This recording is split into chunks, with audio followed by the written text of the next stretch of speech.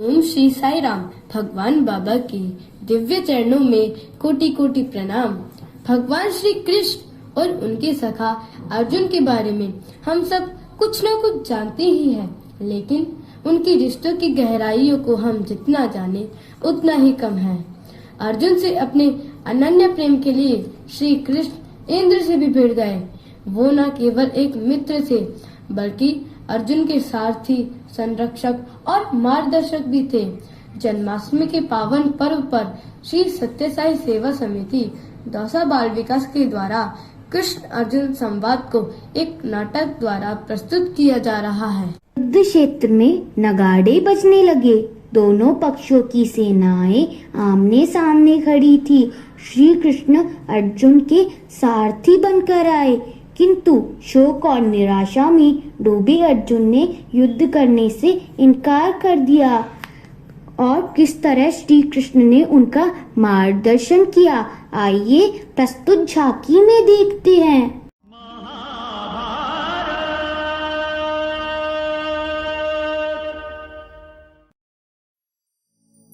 कृष्ण, मैं युद्ध कैसे करूं? मेरे अपनों को देखकर मेरा शरीर कांप रहा है। इन्हें मारकर मुझे कोई कल्याण भी दिखाई नहीं देता। हे पार्थ, तुम्हारे शस्त्र न उठाने से ये युद्ध नहीं टलेगा। धर्म की रक्षा हेतु अपने कर्तव्य को पहचानो और युद्ध करो। हे माधव, मुझे तो सिर्फ विनाश दिखाई दे रहा है। सिर्फ विनाश। क्यों? किस लिए? मेरे पास कोई कारण नहीं कि मैं इतने बड़े विध्वंस को स्वीकार कर सकूं। नहीं कृष्ण, नहीं। विध्वंस ही नवनिर्माण का कारण है पार्थ, तब इससे भयभीत क्यों हो? यह शरीर, इसे तो नष्ट होना ही है। कल पुनः नवनिर्माण होगा। क्या यह सत्य तुम नहीं जानते? किस प्रकार शस्त्र उठाऊं माधव?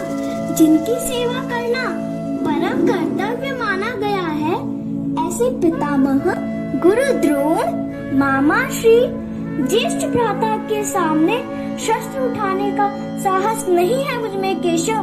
विजय का मंत्र सिखाया, उन्हें पराजित करने कैसे खड़ा हो जाऊं? अर्जुन, रणभूमि में शस्त्र छोड़ना, अपने कर्म से पीछे हटना तुम जैसे क्षत्रिय को शोभा नहीं देता। जरा देखो तुम्हारे सामने खड़े दुर्योधन को, दुशासन को, जो इतने गलत कार्य करने के बावजूद शस्त्र लेकर खड़े हैं। सब कुछ त्याग कर संन्यास लेने से बेहतर है किसी परिणाम की चिंता किए बिना अपना कर्तव्य करो। कर्मण्येवाधिकारस्ते मा फलेषु कदाचन मा कर्मफल हेतुर्भू मा ते संगोत्स्व कर्मणि। हे अर्जुन, तेरा कर्म करने में ही अधिकार है, उसके फल में कभी नहीं। इसलिए तू अपने कर्म के फल का हेतु मत हो तथा तेरे कर्म न करने में भी आसक्ति न हो। हे केशव, मैं धर्म और अधर्म के बीच खड़ा हूँ। निर्णय लेने में आप मेरा मार्गदर्शन करें। अर्जुन, जिन्हें तुम पितामह गुरु द्रोण के नामों से पुकार रहे हो, वे केवल शरीर हैं, और शरीर तो हर किसी को त्यागना पड़ता है। मरने उपरांत यदि कुछ रहता है तो वह है आत्मा। आत्मा अजर है, अमर है, पवित्र है।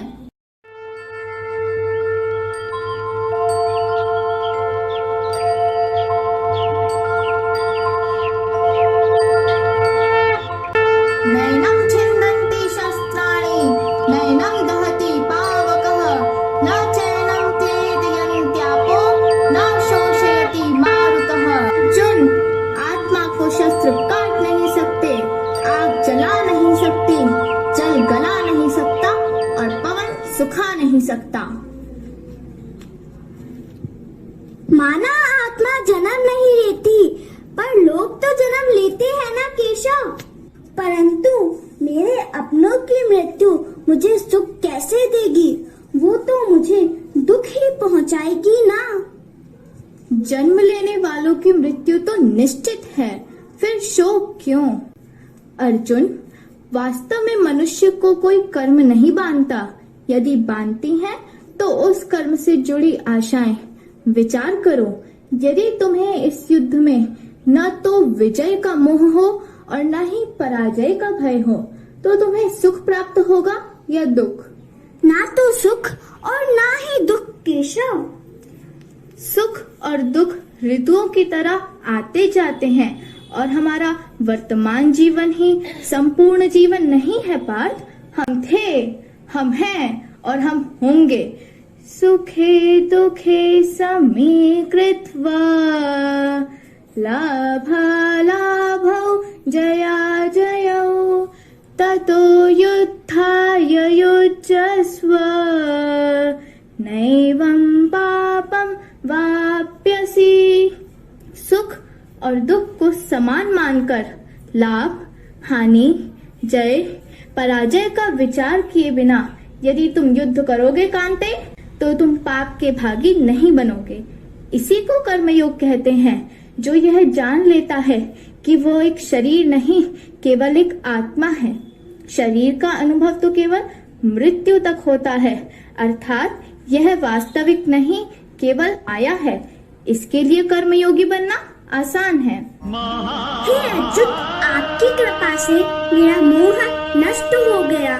मैंने स्मृति प्राप्त कर ली है, अतः आपकी आज्ञा का पालन करूंगा और अवश्य ही युद्ध करूंगा।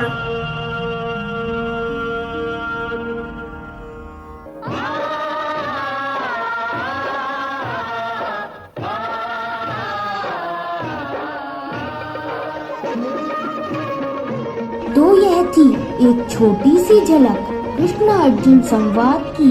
हमने जाना कि युद्ध शुरू होने से पहले दुविधा में पड़े अर्जुन को किस तरह श्री कृष्ण ने मार्गदर्शन किया।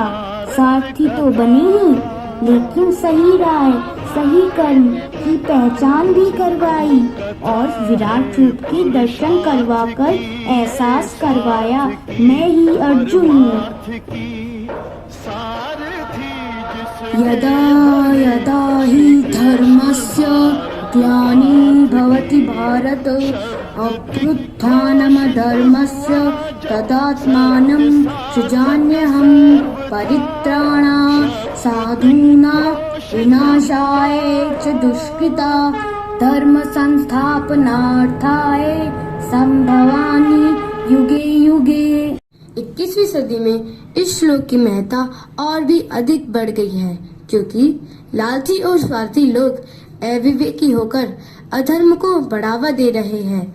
ऐसी स्थिति को देखते हुए हमारा विश्वास और अधिक बढ़ गया है कि धर्म की स्थापना हेतु भगवान पुनः अवतार लेंगे और अपने प्रकट होने का आभास हमें अवश्य ही करवाएंगे। ओम श्री साई राम।